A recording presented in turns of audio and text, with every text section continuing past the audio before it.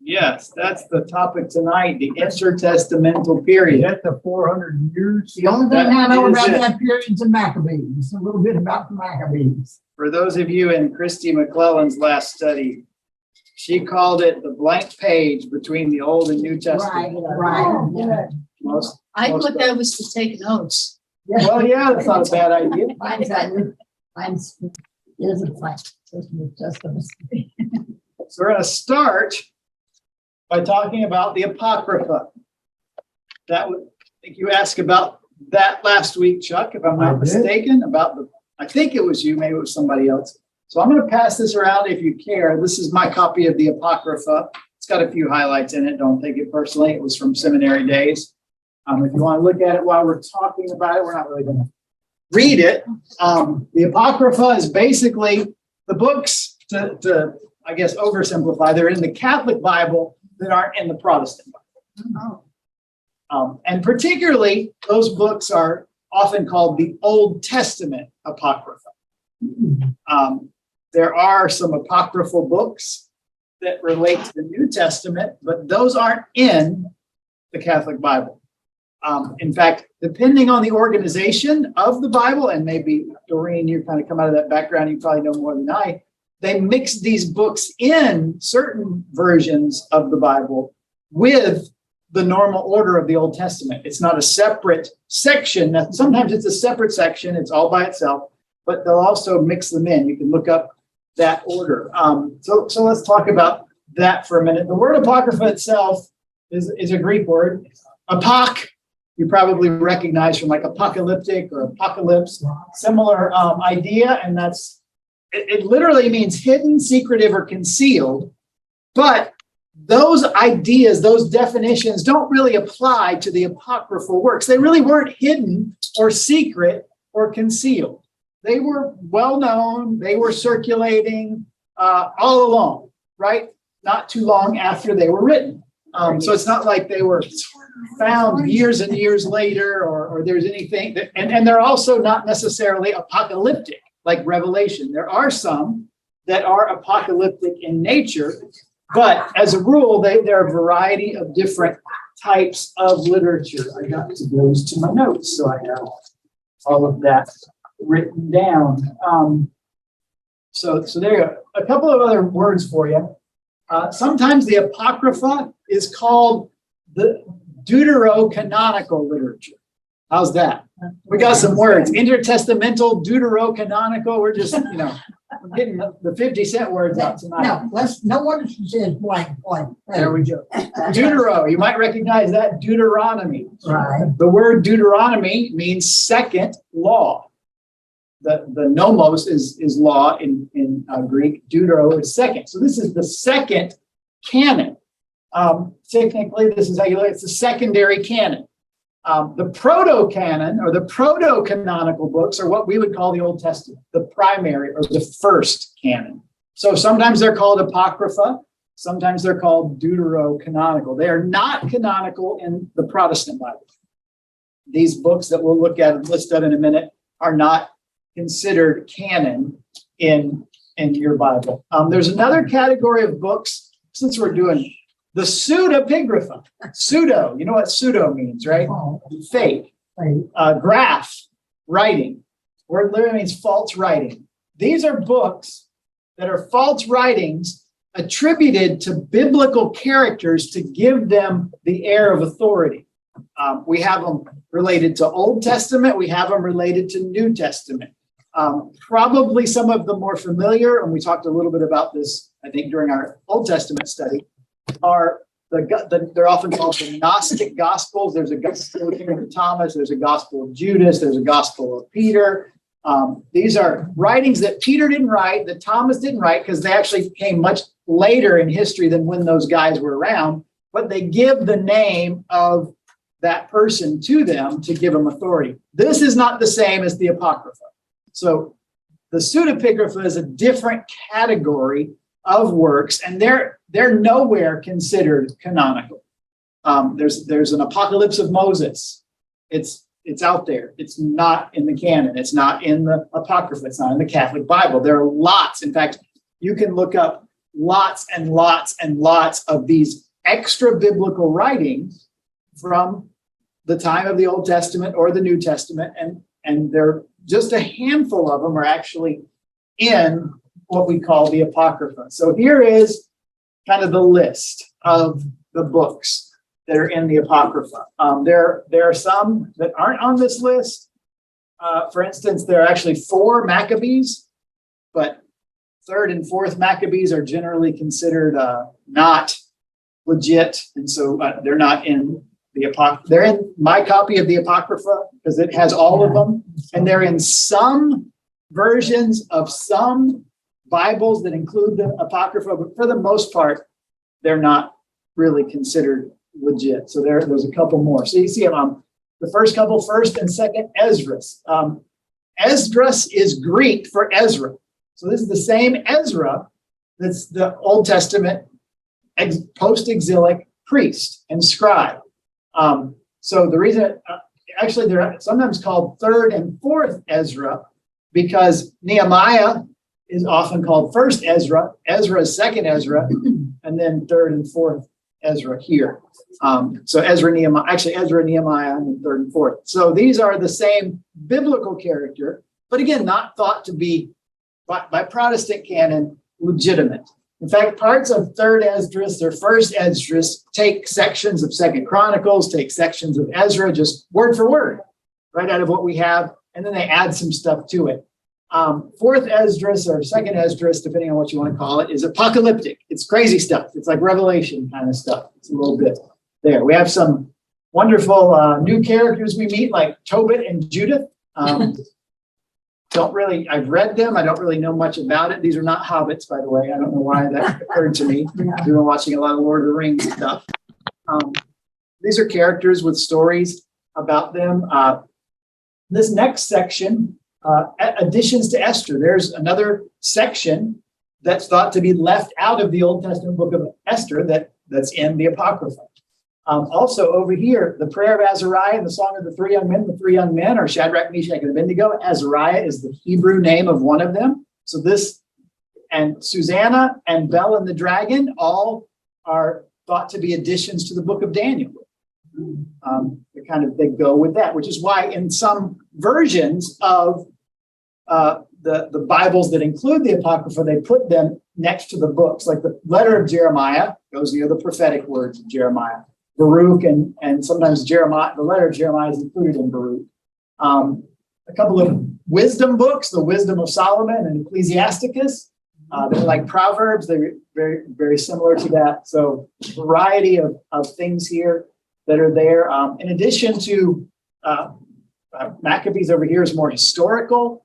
Manasseh, a king, a prayer of Manasseh. Some of these things are more historical in nature. Some of them are didactic. Do you know what that word means? Teaching.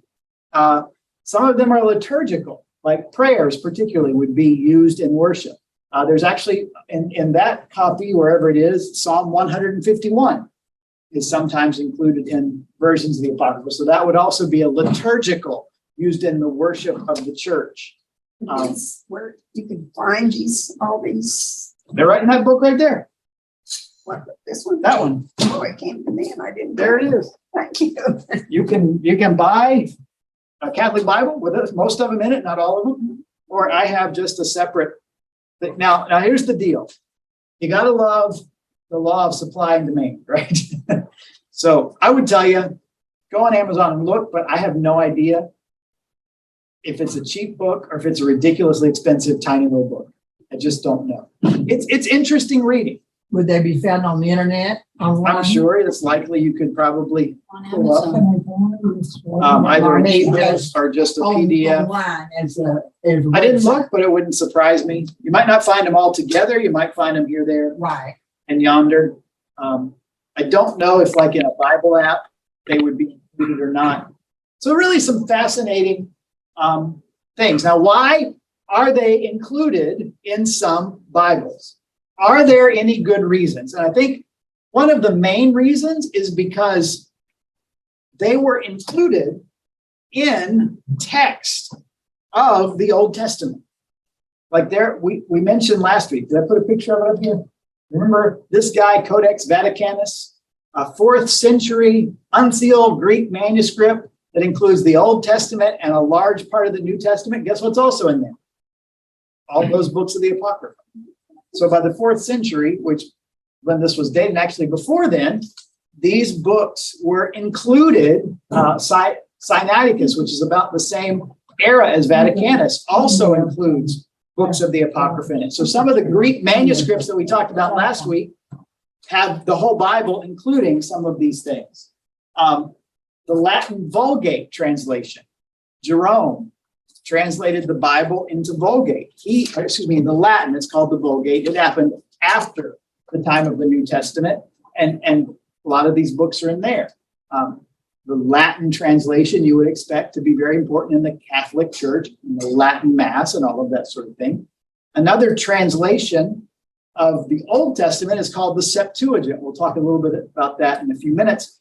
The Septuagint is the Greek translation of the Hebrew Old Testament. It was the Old Testament Jesus used in his day, most likely. So the Old Testament originally was written in Hebrew. Correct. Before the Greek. Correct. Before the Latin. Correct. Before the English, before the German. Because they were all scrolls of. Right. But in that Septuagint, which is the Greek Old Testament, the apocryphal books are included in there. So that book that was the Old Testament, as it were, if you could say that, of many in the 1st, 2nd, 3rd century, it included the apocryphal works. So what happened is the thought was, well, if they're in there, they must be canon. They must be legitimate. But from a Protestant point of view, there was never much question that these were not canonical. They were letting Protestants pick this apart? Well, this is in the 1500s Protestant Reformation, much later. Protestants didn't exist until the 4th century. Yeah. So there was never a thought. And in fact, if we go back, when we talked about canon, how we got the canon, those same things that we discussed, those lists that circulated of the authoritative books, I should back up a slide, these apocryphal books didn't make them, even in the councils that dealt with those things specifically. Why are they not considered canonical? Well, there's a few reasons. One is because it depends on who you ask, which ones are right, and which ones are in and which ones are out. There was always a consensus about the Old Testament, the Hebrew Bible, because it was delivered to us pretty much from the people of Israel. And very early on in the 1st century after Jesus, the New Testament, pretty much there was a consensus around, outside of a few books that there were disputes about, these books were authoritative. And there was never a consensus around these. Even today, depending on the Catholic Church, the Eastern Orthodox Church, the Russian Orthodox Church have different parts of the Apocrypha. Leave some in, put some out.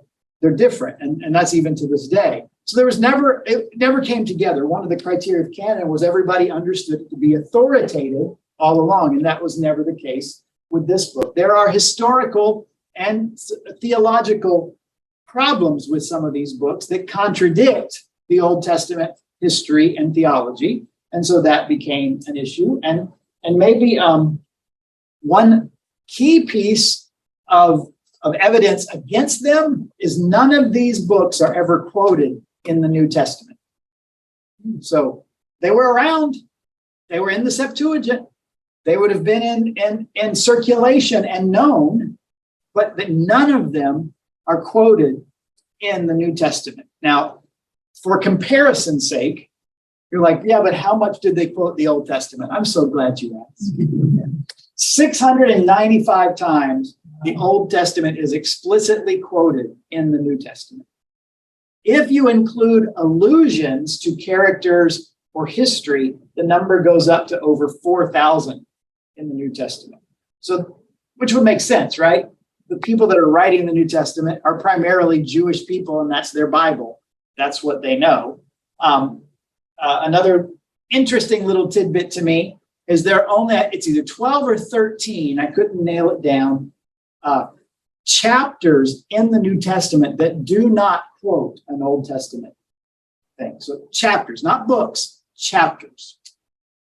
You think about, the length of that. You would understand that in the Gospels, you would think, right? You would understand, oh yeah, well, the Gospels, it's about Jesus. There's lots of Old Testament prophecy he fulfills. So of course they're quoted. But in the book of Acts, how often have we said, hey, look, this looks back to something in the Old Testament that's over and over the case. And Paul's letters as a former Pharisee would indicate that, and so on. So it's only 12, maybe 13 chapters are there. In fact, all but 9 books of the Old Testament are quoted in the New Testament. If you want to use the Hebrew order, like we did with the Hebrew Bible, only 5 are not quoted. The 9, using our Old Testament, Judges, Ruth, Ezra, Esther, Ecclesiastes, Lamentations, Obadiah, Jonah, and Zephaniah.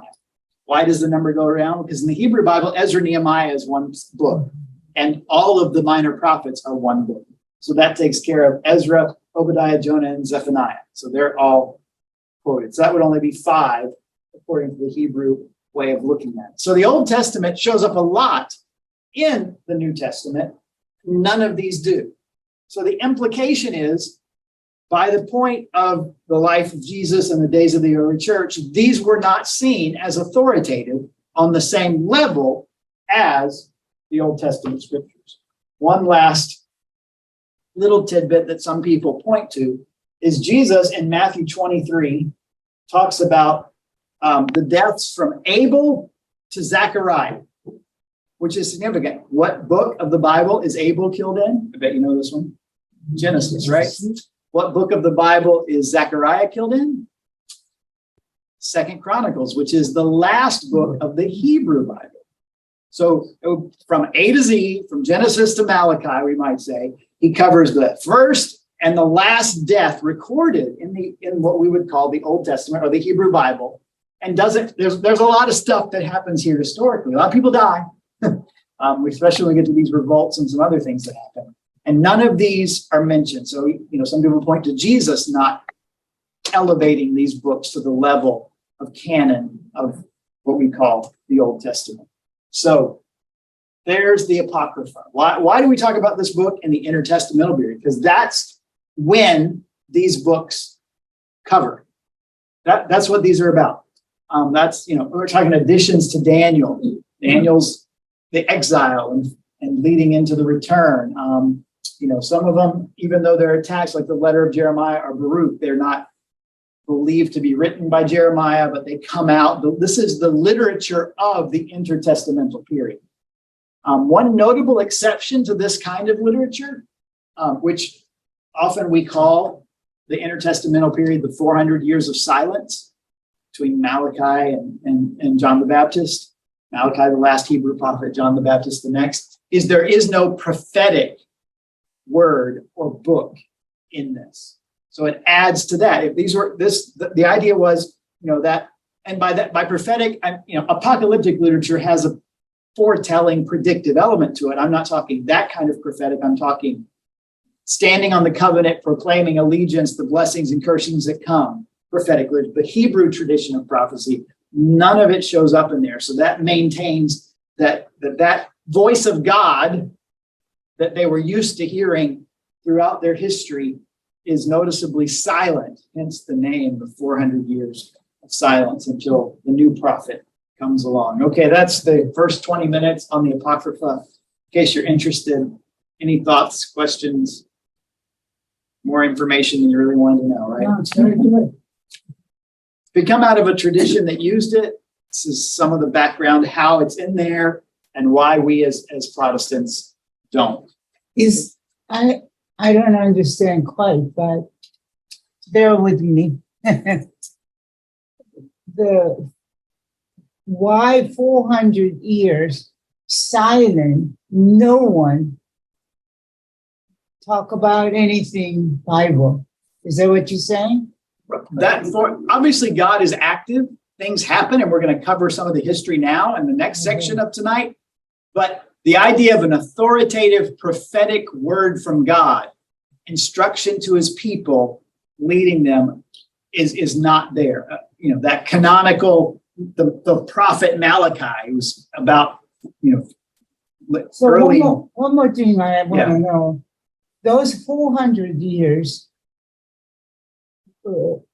was Jesus AD we talking about?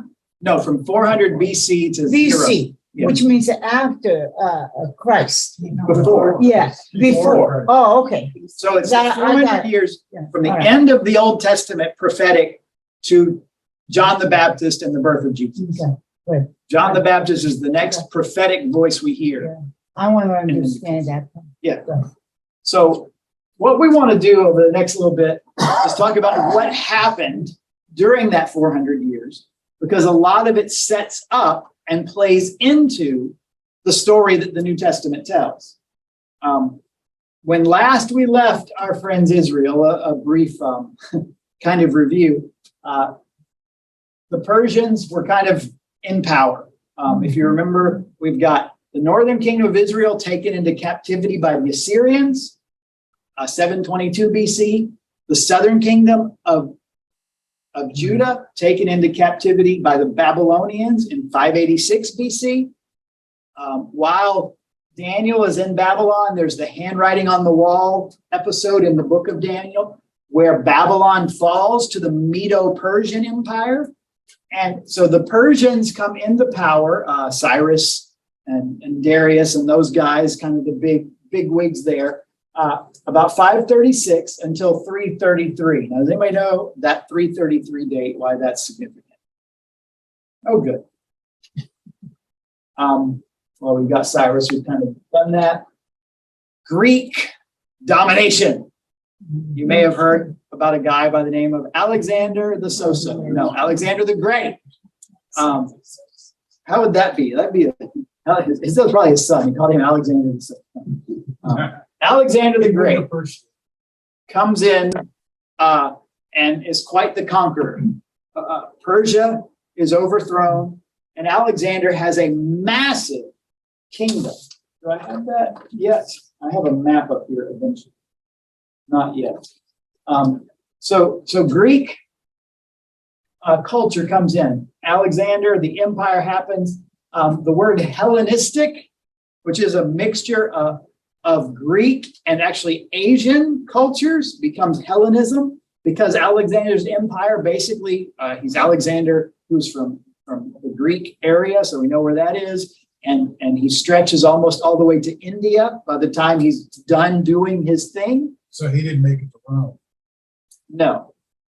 So he's got quite a large Still a large kingdom, Yeah. including the Holy Land. And he stretches all the way down into Egypt. So we've got from Europe across the Middle East, down into Egypt, and over toward India. So if you remember from Old Testament, that Assyria Babylonian kingdom, that's covered.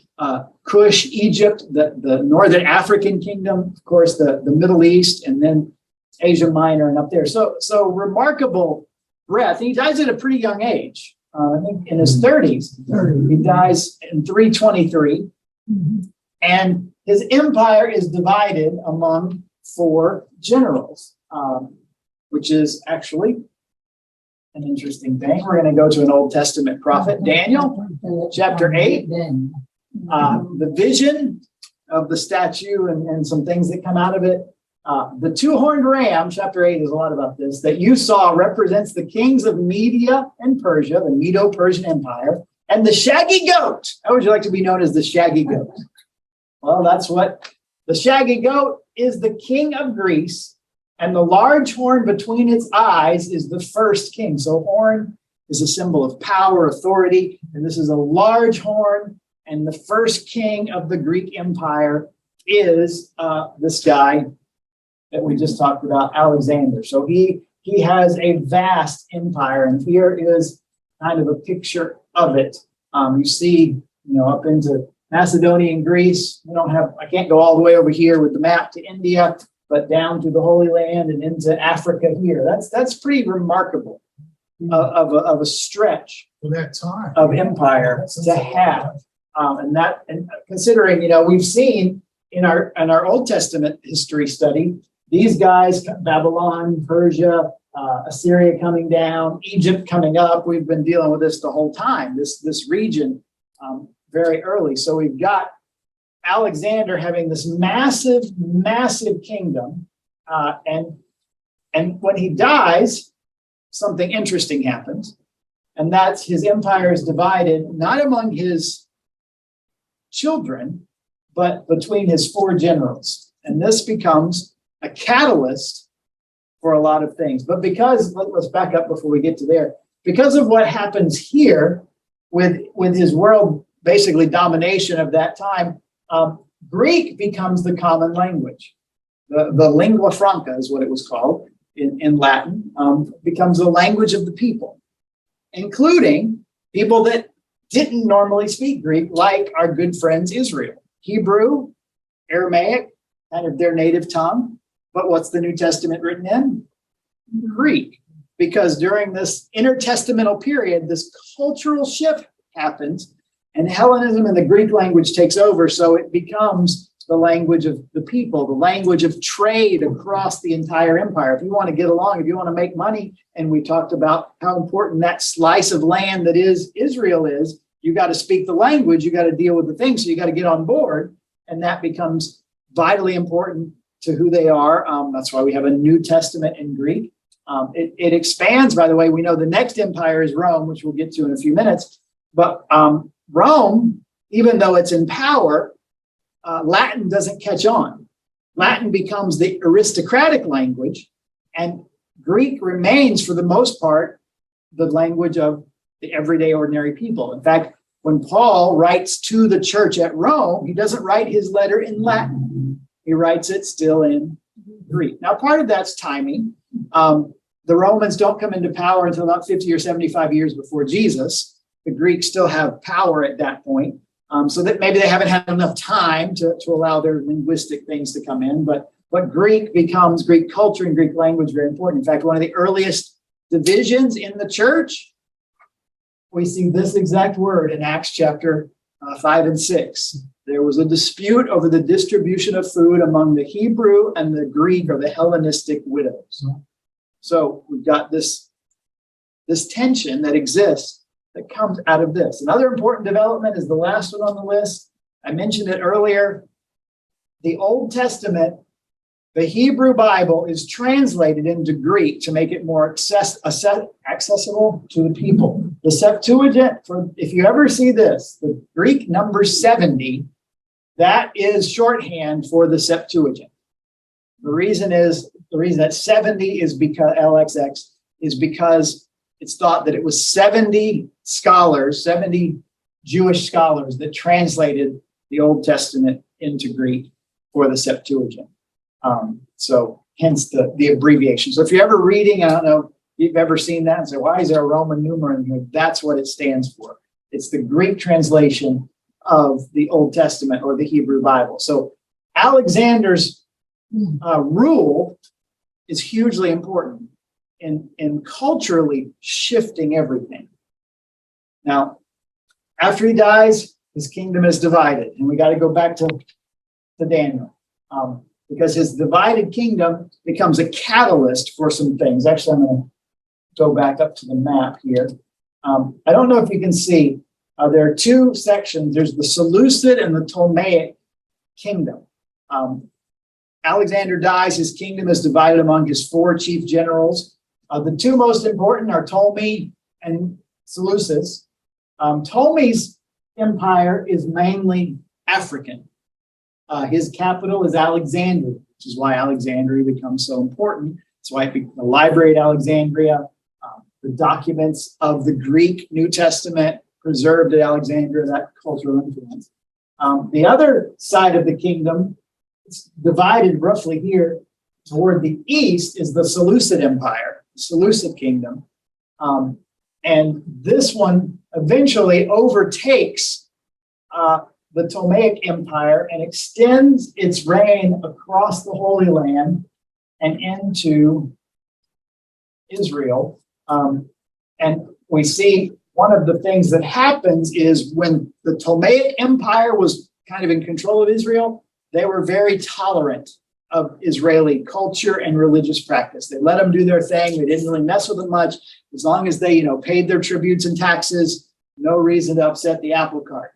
the Seleucids were not so kind. And they come in and they want to really put Israel under their thumb. And the key player is a guy by the name of Antiochus Epiphanes. Have you heard that name? Antiochus Epiphanes the fourth, because apparently there were more than one. When you got a name like that, you got to name everybody. Right? Antiochus Epiphanes the fourth is he's not a nice dude. And he doesn't like the people of Israel at all. And so he comes into Israel, and as a way to show them that he's in power, this is from Diodorus, who's a late first century BC historian writing some of these things. And this is what he did. Antiochus sacrificed a great swine at the image of Moses and at the altar of God that stood in the outer court of the temple. Right? So the sacrifices happen outside the building. And so there he sacrificed. Now that would be offensive to a good Jewish person, right? This is an unclean animal, never commanded to sacrifice. He sprinkled the people with the blood of the swine that were there for the ceremony. And he commanded that the books by which they were taught should be sprinkled with a broth made from the swine's flesh. That's the scrolls of the Hebrew Bible, doused in pig broth. I don't know, have you ever had pig broth? Had beef broth, had chicken broth. I don't know if you've ever had pig broth. And there was a lamp in the temple that was always burning, and he put it out, and he forced the high priest and the other Jews that served at the temple to eat the swine that he sacrificed. Well, that's a sin by Jewish. They're not supposed to. Very much so. They're not supposed to eat pork. Yes, they very much would have been considered unclean Yeah, according to the law. absolutely. And so this is what he did. Now here we go. Daniel chapter 8. The goat became very great. Who's the shaggy goat? Alexander. But at the height of his power, the large horn was broken off. The goat is Greece, the large horn, Alexander. And in its place, 4 prominent horns grew up toward the 4 winds of heaven. That's the 4 generals. Next verse. Out of one of them came another horn, which started small. This is Antiochus Epiphanes, but grew in power to the south and to the east and toward the beautiful land. So he's in the east. He grows toward the south, which would be across toward Egypt, and the beautiful land would be Israel. This is Antiochus Epiphanes. It set itself up 2 verses later to be as great as the commander of the army of the Lord. This is the horn that represents the power of this ruler. It took away the daily sacrifice from the Lord, and his sanctuary was thrown down. A few verses later, it's called the abomination that causes desolation, or the rebellion, some translations, that cause desolation. This becomes an intertestamental historical episode that Daniel predicts, that God reveals to Daniel through the visions. It's not the end of the vision. This is the third of the great kingdoms, the kingdom of Babylon, the kingdom of the Medo-Persians, the kingdom of Greece, ultimately the kingdom of Rome. But very specifically, we see prophesied this horrible thing that happens in Israel. How do you think the Israelites felt about this? Ticked off is the word I would use. They are angry. And so they rally together against this abomination, against this desecration of their holy spot. And they're led by Judas, of course, not that Judas, but Judas Maccabeus. And he is, let me back up, wrong way. Judas Maccabeus becomes the leader of what will be the Maccabean revolt. 1st and 2nd Maccabees talk about the history around the Maccabean revolt. They go in 164 and cleanse the temple after Antiochus had done what he was able to do. They're able to kind of throw off the control of the Seleucid Empire, and they are granted self-rule, and it ushers in the Maccabean family is called the Hasmonean dynasty. Significant in this period of history is this rebellion, this revolt, is also where the modern day festival of Hanukkah comes from. Not an Old Testament festival, not a biblical festival or feast. It comes out of this intertestamental period of history another way, which would make sense, right? The Jews in the biblical feast are what? Remembering history, miraculous deliverance in history. And what happens here? You know, the menorahs that they light, that they didn't have enough oil or substance to make it work, but for one day, and God miraculously allowed it to last for 9 days or 8 days. I forget exactly. There's 9 candles. I don't know if it's 8 days or 9 days, but nonetheless, miraculously allows it to last as a sign that he's with them, and he blesses them, and they get out from under this horrible, awful Seleucid Empire, and now they've got self-rule again. They have Jewish leaders, Judas Maccabeus, the hero, as the sort of the priest king of Israel. He was a good guy. He did great things. And like a lot of times we read in the book of Kings and Chronicles, then he had kids. And that's when things got a little... kids were not quite so faithful. Things, well, they just kind of went downhill from there. Eventually, Rome comes in, and whether it was still Judas Maccabeus or one of his kids who were less than great, there was no stopping Rome. So 63 BC, Pompey makes it in to Jerusalem, captures Jerusalem, and therefore Israel. And Rome becomes the dominant power for the next, about 400 years. So 63 BC through the entirety of the New Testament, which will be Rome, is the ruling place. Brief period of independence, they felt like, but quickly back to occupation and under somebody else's thumb. Let me look over here real quick and see where I is. Oh, okay. There we go. What's next? So, Pompey captures it. He places a vassal king on the throne. Here's a name you might remember. Good old Herod. A whole bunch of Herods. Come a King Herod. There's more than one. There's multiple Herods. Notice not Jewish, but Idumean.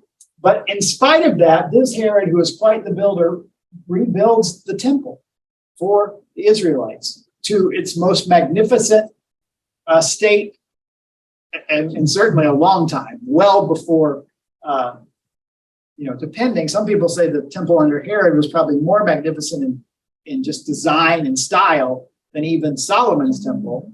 Although Solomon's kind of is the first, Herod's is pretty remarkable. Still to this day, those of us who are over there, they tell you when you see it, you can see the lines that designate this. There's certain markings on a wall, the way the bricks are put together that say this is part of Herod's temple. The western wall, for instance, is part of Herod's temple. Very important. He got along with the Jews by convincing them he was their friend by doing things like rebuilding the temple.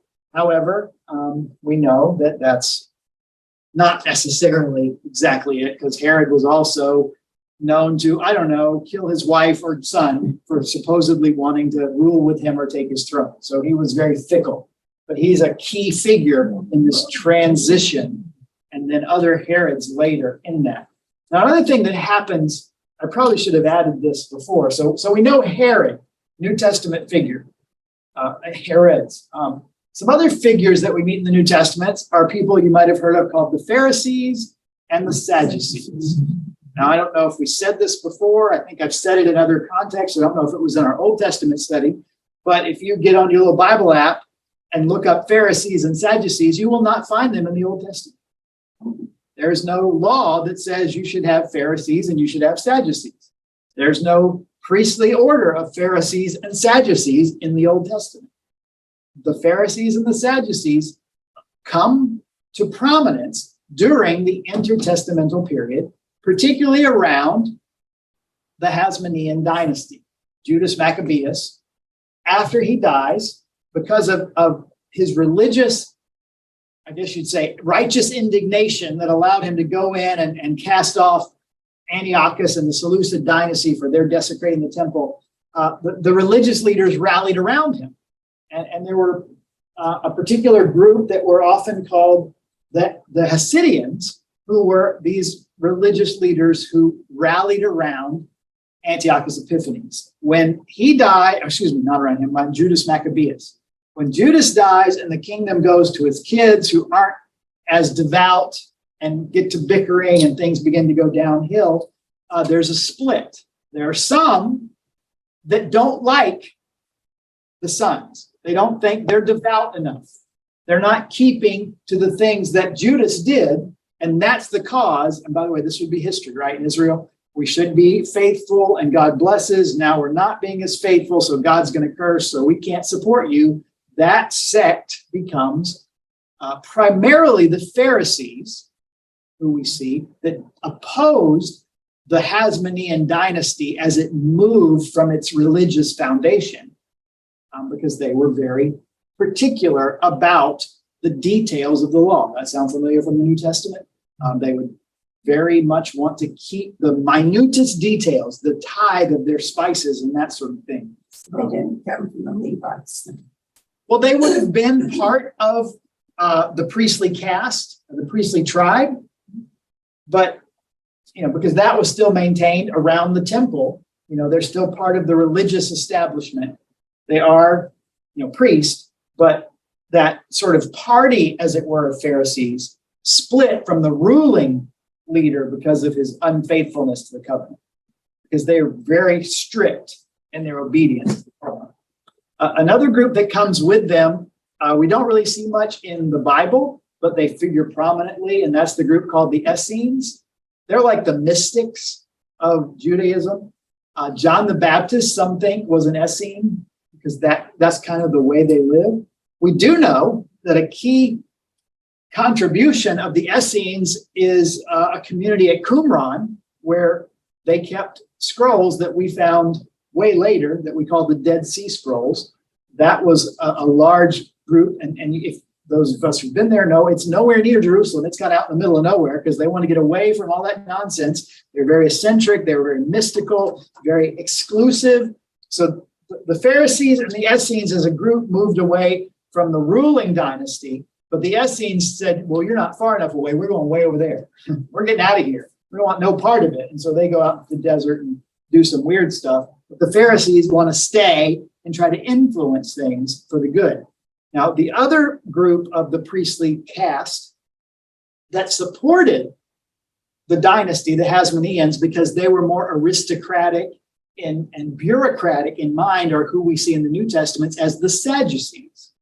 So out of this Hasmonean revolt and the Maccabean revolt, and the Hasmonean dynasty, these two key sects of Judaism arise that play a big part in the New Testament. Jesus is constantly in conflict with them. And apparently the only thing that can bring those two groups that hate each other together is Jesus, who they hate even more. And they come after him over and over and over again, because he is a threat to everything both of them stand for. The enemy of my enemy is my friend. And so that's the only thing that puts them together. So it's in this period of time that key players in the religious life of Israel arise. Now we know that they kind of coexist in some ways. The Sadducees really run the establishment of the temple as far as the Sanhedrin. But the Pharisees do have influence. They have seats in positions of influence, Gamaliel being one, Paul, his disciples. So we've even seen those in the book of Acts. But we think, oh, these must be Jewish people. This is Old Testament stuff. No, Pharisees and Sadducees is not Old Testament stuff. It's religious division that happened in the intertestamental period. So interesting. So we've got, the reason we want to talk about this is because that's what sets up the story of the New Testament. A few key things to remind ourselves of. Yep, that's it. It's surprising to hear that Jesus would have such opposition besides Rome, because I was always raised to think Rome was the main opposition to Jesus, but telling it's two sects from Israel. Well, from the Sadducees' perspective, from some degree, both of those groups held power and influence. Yeah. And to keep that power and influence, they had to keep a guy like Herod on their side. Right. And Jesus was kind of upsetting the apple cart. He was pulling people away from them. Sure. So that wasn't good. in their mind, just like John the Baptist did.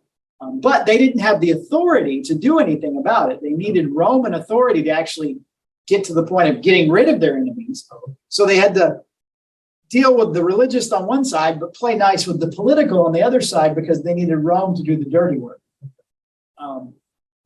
So we've got that political thing there. Now, I have one other question. Epiphany, is he the base word for the word epiphany nowadays? When I get an epiphany, I think, oh, wow, Roman. Is this the guy that this is supposed to come from? Apparently, his parents thought he was quite the epiphany. I see. But no, the word itself isn't related to his name. His name comes from that. Yeah.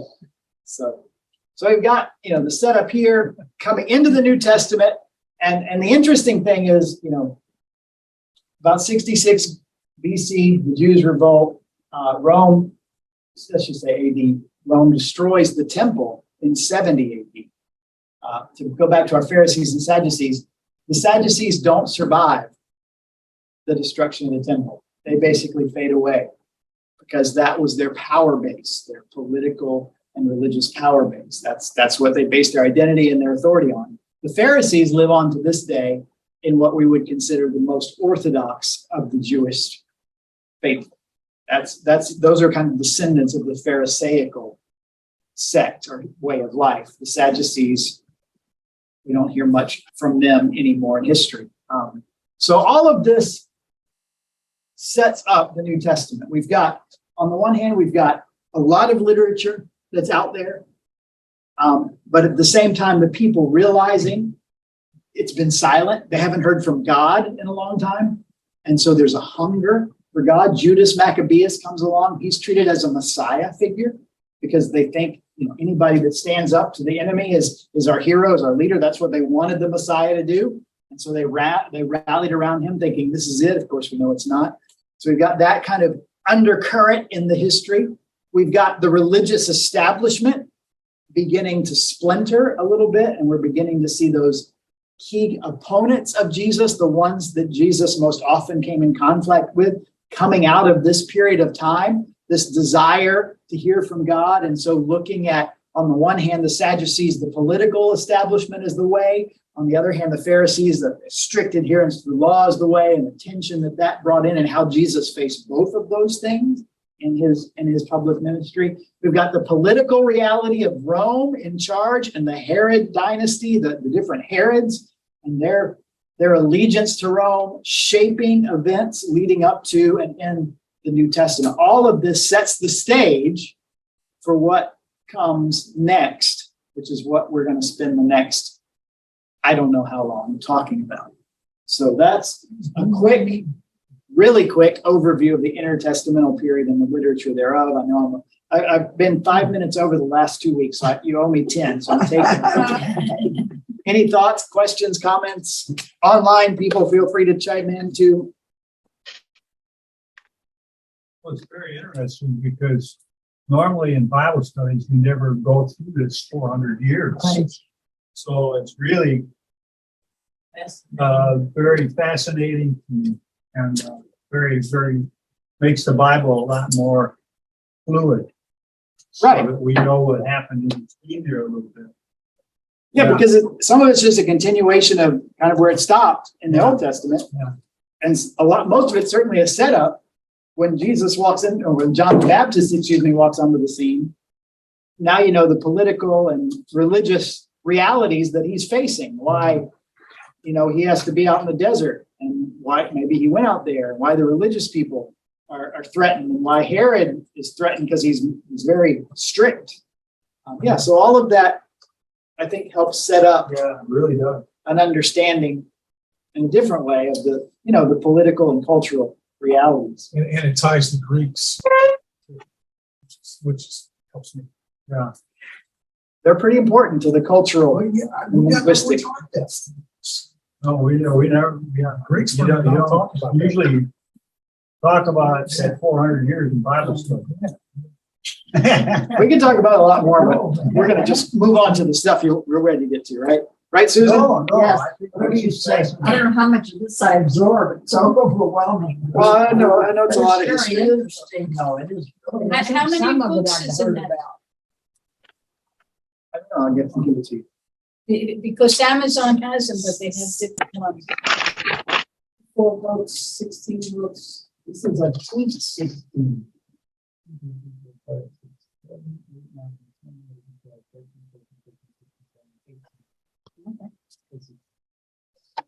So this is the Oxford Annotated, if that helps you. Okay, thanks. This history, hearing this history reminds me Korea, little country, Right, 5,000 year the history, and the Israel, they went through so much. Just like it reminds me Korea history, because it's a kingdom of, and then outside of it, bigger country people exactly. rule. And it's just mind-boggling. Right, this little country just wants to mind its own business, have its own life, and everybody else wants them. Yeah, that's Big what bullies along the block always messing. yeah. That's why we never really go out of the way welcoming anybody, because don't bother me, we just fine. Right.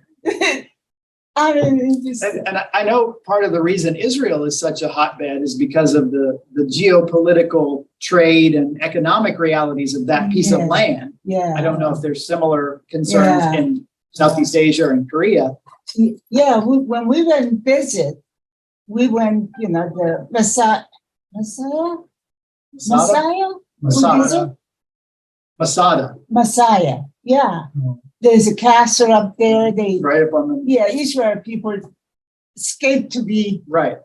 it's just mind-boggling, those history, yeah. It reminds me a lot of things, it comes back, that's nice.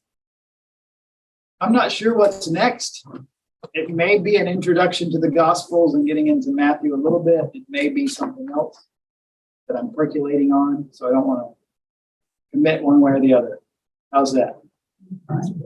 You'll be here next week. Am I not supposed to be here next week? No, I'm asking you. I think so. No, Where's my phone? I'm just asking. Niece isn't on anymore, so I can't ask her. Let me look. No, you don't have to look. Don't worry, it's good. Yeah, I'm here next week. Okay. All right. Well, can I pray before we wrap up? Ask God to put something all that history together. Father in heaven, we thank you for your love and grace for us. We thank you for how you worked in history through your people. Lord, we're grateful for all of the record we have, certainly from the Old Testament, the Hebrew Bible, of how you set aside a people and worked in their judges and ultimately in their kingdom to provide the fertile ground that would be eventually the birth of Messiah, Lord. But we know that there's in this world so much that tried and sought to get in the way of your plans. But thank you that you have proven faithful, even in that your plans do prevail, Father. And we can see that working out even in the mechanizations and the mechanisms of history. Lord, I pray that you would help us be encouraged by that in our day as we face uncertainties and struggles of our own, to know that you are very much the sovereign Lord, the one who is in control, who holds us in the palm of his hand, and who will guide our steps as we listen to your spirit that you've given us. So Lord, thank you for that. Lord, I pray as we continue in our study of the New Testament, you would, by your spirit, show us more of your goodness and grace through its pages and through the record of your activity, certainly through your son Jesus, but also through the early church and its leaders. God, we're blessed to have that record that we can study. So help us to have ears to hear and eyes to see, so that we can learn how you would use us today, a couple thousand years after these events, to faithfully live out the life that you've provided for us through the gift of salvation in Jesus, in whose name we pray. Amen.